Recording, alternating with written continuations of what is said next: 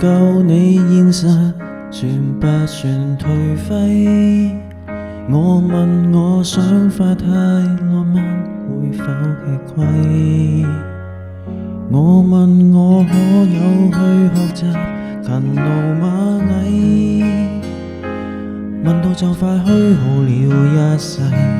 但我沒法攀上美滿階梯。要習慣被金光圈牢牢控制，訓練到沒有思考，適應這時勢，努力交學費，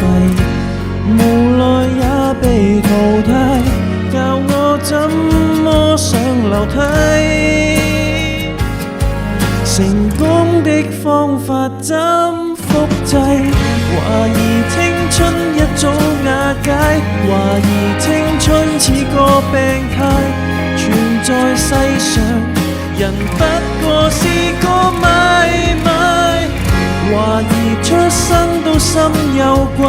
懷疑出生我已腐壞，不停不快，頭亦已撞破便要學會乖，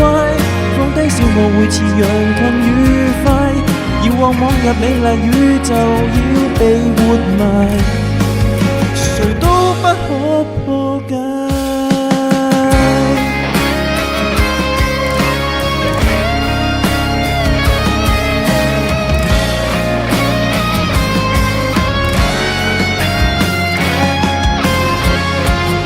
我被按下急速衰老時間掣，怕就怕面對初生的我會慚愧，要被逼實際，尋夢過分昂貴，笑我思想太無稽，人生只可以給消費，懷疑青春一早瓦解，懷疑青春似個病態，存在世上人不過是個買賣，懷疑出生都心有鬼，懷疑出生我已腐壞，不停不快，頭亦已撞破便要學會乖，放低小我會似羊群愉快，遙望往日美麗宇宙會被活埋，誰都不可破解。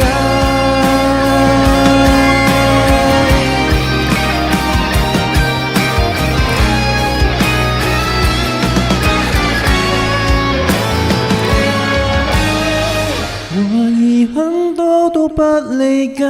何時青春背上10屆，還被嚇壞，逃出去代價太大，常人只得一種注解，還誰死掙扎太自大，齒輪一塊，明白我沒價值去被了解，要私奔到最遠無人地帶，逃避要合作地轉動偉大巨輪，平躺於新世界。